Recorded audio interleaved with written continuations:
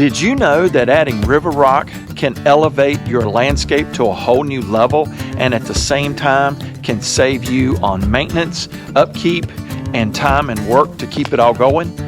In today's world, everybody is living a much faster paced life and they don't have time to invest in keeping their landscaping and all their mulch beds in primo condition. They get frustrated with having to constantly do weed pull and freshen up mulching. River rock is a great alternative. It's a great addition. Don't have to turn it all into that, but it's a great accent.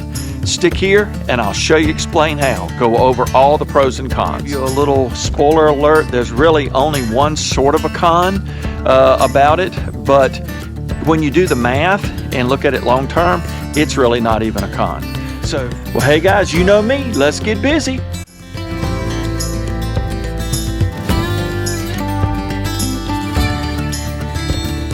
Alright, so when you are building a river rock accent area, besides the beautiful part of it, you want to put together a maintenance-free zone. So you don't want, once you put it down, you don't have to fool with it anymore.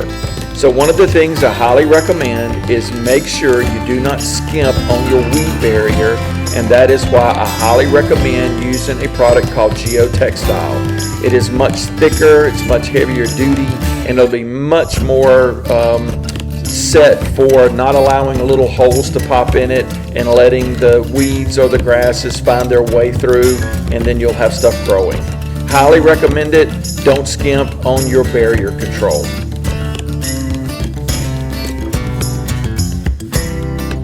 Okay, one of the things I wanted to go over with you guys that I neglected to do in the first video was a little bit of overview on how you lay the rock in.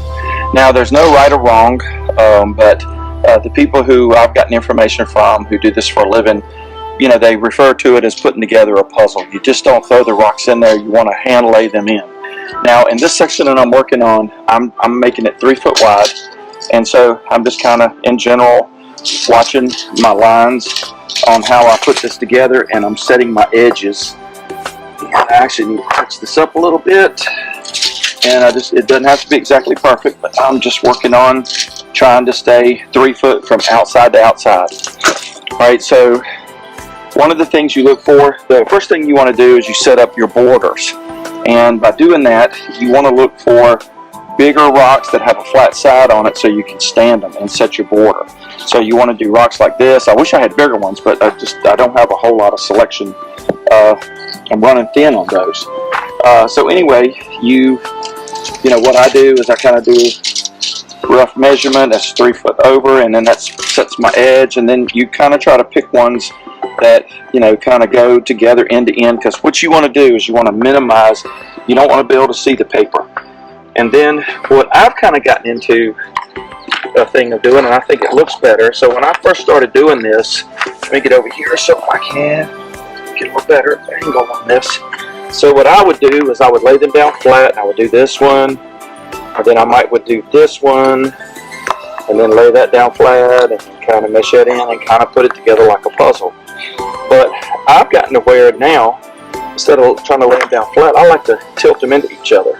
I think it gives a better look. So instead of them laying flat, I like to kind of stand them and lean them against each other. So instead of flat, I like to lean it in. This one lean in. And this makes it easier.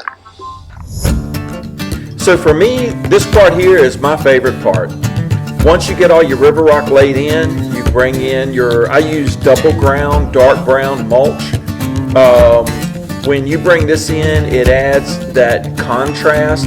It really makes the rock pop, and it's just my favorite part of doing this project is doing that mulch river rock blend. That's what makes the accent area stand out so well. Well, okay guys, let's get on to the pros and cons. Let's see if all of this is worth it. So here's the big question. Is it worth it? For me, absolutely yes. Since I have installed my river rock blends, and I'll show you, this is one of my accent areas that I've done.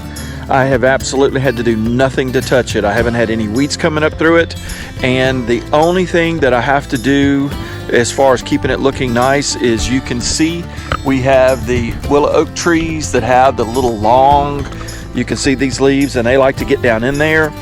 I have a backpack leaf blower. It takes me just a little extra time to blow right down into the rocks, to blow them and work those leaves out to get in the cracks and crevices. That's about the only extra work that this requires. Haven't had to do any touch up or nothing, so it absolutely became a maintenance-free zone for me, which is nice. I get lots of compliments about how nice the accent pieces look, how it made the overall mulch beds, my landscaping, even prettier with the accent pieces. But is there a downside? Yes and no. So here's the thing.